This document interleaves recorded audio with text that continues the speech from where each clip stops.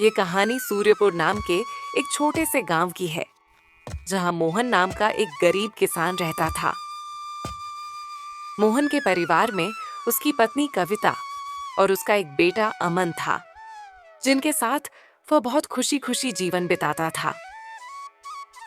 मोहन के पास गांव में अपनी एक छोटी सी जमीन थी, जिस पर खेती करके वह अपने परिवार का पालन पोषण करता था। लेकिन समय के साथ उसकी जमीन पहले जैसी उपजाऊ नहीं रही।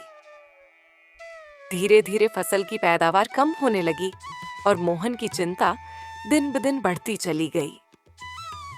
एक दिन वह अपनी जमीन के पास बैठा हुआ सोच रहा था। हर साल फसल कम होती जा रही है। अगर ज्यादा खाद डालूं तो मिट्टी और खराब हो जाएगी। अब शायद मुझे कुछ समय के लिए इस जमीन को आराम देना पड़ेगा, पर तब घर कैसे चलेगा? यही सोचते सोचते वह घर की ओर चल पड़ा, ताकि अपनी पत्नी कविता से सलाह ले सके। घर पहुंचते ही उसने आवाज लगाई, कविता, जरा इधर आना, तुमसे एक जरूरी बात करनी है। कविता आई और बोली, क्या बात है? मोहन ने अपनी पूरी चिंता उसे बता दी। कविता ने ध्यान से सुना और फिर बोली, आप एक बार हरिनाथ चौधरी काका से मिल आइए। वे बहुत अच्छे और मददगार इंसान हैं। शायद वे कोई रास्ता निकाल दें। मोहन को बात ठीक लगी और अगली सुबह वह चौधरी काका से मिलने चल पड़ा। काका ने पूरी बात सुनकर कहा, बेटा, मेरी गांव के बाहर एक जमीन है। तुम वहां खेती करो, इससे तुम्हारा भी भला होगा और मेरी जमीन की देखभाल भी हो जाएगी। मोहन ने काका का धन्यवाद किया और नई उम्मीद के साथ घर लौट आया। अगले दिन जाते समय उसने कविता से कहा, शायद आज देर हो जाए, तुम अमन के साथ खाना खाकर सो जाना। वह गांव के बाहर वाली जमीन पर काम करने चला गया। काम शुरू किए, अभी ज्यादा समय नहीं हुआ था कि अचानक पीछे से एक सांप ने उसे काट लिया। कुछ ही देर में मोहन बेहोश होकर जमीन पर गिर पड़ा। रात हो गई, लेकिन मोहन घर नहीं लौटा। कविता पूरी रात बेचैन रही। अगली सुबह वह सीधा चौधरी काका के पास पहुंची। काका ने तुरंत अपने आदमी रघु को खेत पर भेजा।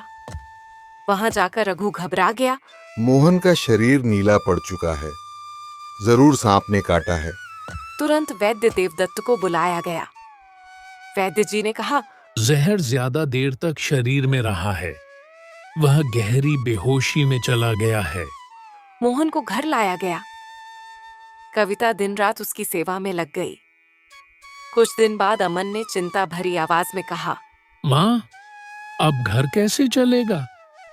कविता ने उसे गले लगाकर कहा, तू बस पढ़ाई कर बेटा, मैं सब संभाल लूंगी। अगले दिन कविता खुद चौधरी काका से मिलने गई और बोली, काका, मुझे खेत पर काम करने दीजिए। मैं मेहनत करके अपने घर को संभालना चाहती हूँ। काका उसकी हिम्मत देखकर भावुक हो गए।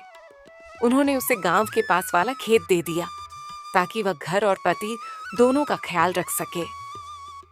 कविता दिन में खेत पर काम करती और दोपहर बाद गांव के घरों में छोटा मोटा काम। उसकी मेहनत रंग लाने लगी। अमन की पढ़ाई अच्छे से चलने लगी। धीरे धीरे मोहन की हालत भी सुधरने लगी। एक दिन उसने आंखें खोल दी। कविता की आंखों से खुशी के आंसू बह निकले। भगवान ने हमारी मेहनत सुन ली। मोहन पूरी तरह ठीक हो गया। उसने कविता से कहा, आज से हम दोनों मिलकर परिवार को आगे बढ़ाएंगे। कुछ सालों बाद अमन एक बड़ा अफसर बन गया। माँ, पिताजी, मैं जो कुछ भी हूँ आपकी वजह से हूँ। गांव वाले आज भी कविता के त्याग और साहस की कहानी मिसाल के तौर पर सुनाते हैं। इस तरह ये कहानी हमें सिखाती है कि एक माँ का त्याग और हिम्मत पूरे परिवार की तकदीर बदल सकती है।